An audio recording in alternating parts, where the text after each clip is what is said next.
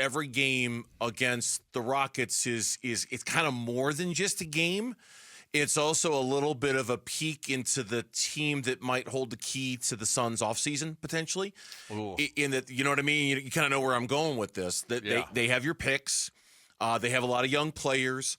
They are frequently mentioned as a team that might be a destination for Kevin Durant, or if you're really going to get ambitious, for Devin Booker, potentially. And so, I mean, it's – and I don't want to say, like – I'm not trying to say watch tonight's game because you're scouting the Houston Rockets. There's still something to play for beyond that. But also watch tonight's game understanding that if this thing goes the way we think it's going to, and Kevin Durant is moved this offseason, you could very well be watching future members of the Phoenix Suns when you're watching tonight's game, possibly, or at least the team that you'll be dealing with when talking about Kevin Durant. That's a fair point. I mean, because Durant, we've looked at, could he go to Minnesota? Could he go to Dallas? Could he go to Houston? I think Houston is a great fit for him. I think it's a really great fit. We've talked about, whatever team flames out in the playoffs, that could be the team that, really goes in on Durant and says, let's go get him. I think I read something that you had on, I think Bright Side of the Suns wrote about it, and I kind of agree with it. Like, this is very likely going to end miserably for the Phoenix Suns, but man, it's like, these could be your final 17 games of watching one of the greatest players that's ever played, and still in his prime, play for your team. Here's the quote from John Voight over at Brightside. And again, Brightside, in addition to everything that Kellen produces, we get a lot of, inspiration for show ideas and things like that, and everything that we read. Quote, "You're witnessing greatness when KD takes the floor. No matter how you feel about Durant's time in Phoenix, what his arrival did to the team's trajectory, or how his presence shapes their nightly performances, there's no denying his place in history. He is one of the greatest scorers in this game this game has ever seen, and these could be his last games in Phoenix. So as the Suns battle through this brutal schedule, take a moment to appreciate the artistry, because if this is his last stretch in a Suns jersey, it's something we will miss. I can promise you that." Close quote. And I agree. I mean, not all the way. Like I'll. No, you won't miss it as much because there wasn't any success. Exactly. Like I even broke. Like, me, I'm like a pie chart guy. So I said, okay, it's like these last 17 games, assuming it doesn't go anywhere. For me, it's like 25% appreciation, 65% disappointment that it didn't work out, and like 10% regret that they did it in the first place. Like, oh man, Mikal Bridges, Cam Johnson, and all those picks, and this was it, right? Yeah. Like it's not just, oh, let's just appreciate him and how great he is. It's not that simple with Kevin Durant. It's a lot more complex, I think. Charles Barkley came here and he led the team, won an MVP, and he led the team to the finals, and they lost. But there's an appreciation because they had success. They had success. They measurable won the Western success. Conference. Yes, absolutely measurable success. Yeah. Chris Paul came here, and we'll always be fond of Chris Paul. He took a team that barely made it to the bubble, had a great run in the bubble with Ricky Rubio and Aaron Baines and Kelly Oubre. He comes here.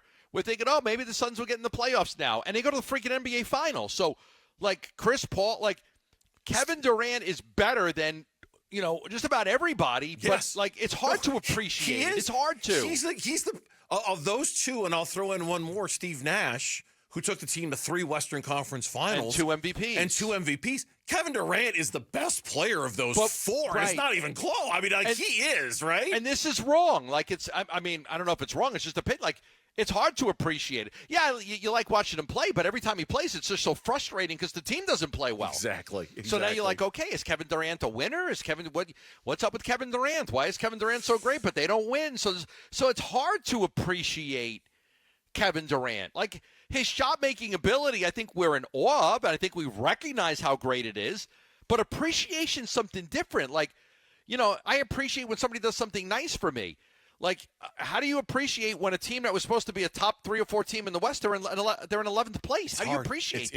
It's hard and it's complex. Right, you want to forget it. You want to forget this team. Here's Lou Williams. This is on the Run It Back show today, in which he says, look, no matter what happens with KD this offseason, do not do the super team thing again. No more super teams for KD. No more. Yeah, I don't think that's what I was thinking. If he goes to the Lakers, doesn't that just reek of Facing no something. more supers. Like go somewhere where Spurs aren't a super. they're up and coming. You got some young stars that can do their thing, and you can add to that. You can be the OG. You can be the vet.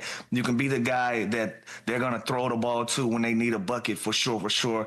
But let these young guys do the heavy lifting. You know, you go to San Antonio. It's gonna be the Wemby and De'Aaron Fox show, and KD, you'll be there, and you'll be that. I'm not gonna say Kevin Durant is gonna be a third option, but you can allow these young guys to be the focal point of what they're building, and you can go out there and be yourself. With the Lakers, with the Mavs, it's going to be the same old narrative. It's going to be the same conversations, the same critiques and criticisms every time they lose a game or they don't go on a run that we expect them to go on. It's going to be the end of the world. You don't want to end your career like that. You don't want to spend your last years like that. Go with some young, fresh energy and build from there. Who was that? That was Lou Williams. Yeah, it's the glue guys. Like I was talking with somebody the other day, and we were talking about yesterday. And we were just talking about the Suns and just how disappointing he was being. I said to them, here's the problem with the Suns. Like, James Jones was going to build this team. He knew he wasn't going to be as good as other teams 1-2, but he was going to beat you 3, 4, 5, 6, 7, 8. The problem with the Suns, in all honesty, in my opinion, is that 1 and 2 they're fine. The problem is 3, 4, 5, and 6. They've got plenty of guys that are 7th, 8th, and 9th guys on a team. Sure, of course. Yeah. Royce O'Neal, Grayson Allen, Plum. Like, all these guys are good 7, 8, and 9 guys. But, like, none of these guys are good enough to be 3, 4, 5. Who's your 3, 4, and 5? We're talking about Nick Richards, who was the third-string center in Charlotte. We're talking about Ryan Dunn, who's the 28th pick in the draft. Mm-hmm. Like, Grayson Allen is a great 7th guy. Royce O'Neal's a great 7th guy. Plumlee's a good 8th guy. Tyus Jones is probably a good 7th guy. But where's the 3, the 4, the 5, and the 6? I don't even want to count Bradley Beal because he never plays. Yeah, that's where in Bill Simmons, when he did his most untradeable contracts in the NBA, that list that he and his guys did on their podcast last week. Okay, we talked about Bradley Beal. He was number 1. I don't think we mentioned the fact that in that little draft that he did, Grayson Allen was one of those players who was just like, and that was basically the point. You're giving $90 million for somebody who's your 7th best player. Like, what are you doing? Well, why does he have a contract? And I understand at the moment why they gave it to him, but I think that kind of speaks to what you're saying. Here's the problem with what Lou Williams just had to say. And while I agree in theory that sounds right, just about every team Kevin Durant could go to this offseason is going to become a super team with his presence on it. The only one that it won't be is the Houston Rockets. He goes to Minnesota, super team. He goes to Dallas, super team. Miami with Bam Adebayo. I mean, maybe not Miami with Bam Adebayo and Tyler Hero. Maybe that's not a quote-unquote super team. But Minnesota, the Lakers, Dallas, just about anywhere he goes. Oklahoma City, even San Antonio. You're going to tell me that De'Aaron Fox, Victor Wembanyama, and Kevin Durant doesn't count as a super team? Of course no, that would. That's a super team. I mean, the Rockets and maybe the Heat are the only 2 teams I think you can say, okay, that's not a super team you're going to. You go to Dallas with Kyrie and AD. Yeah, it comes down to money, I think, is what makes a super team too. Because it's, if you go to Houston and they're not paying all those guys a lot of money, you got a couple of years to be able to have better guys at the 4, 5, 6, and 7 spot. Yeah. That's what I think. True. Thanks for watching Burns and Gambo. Click to see more from the guys and hit the button in the middle to subscribe so you never miss a video from Arizona sports.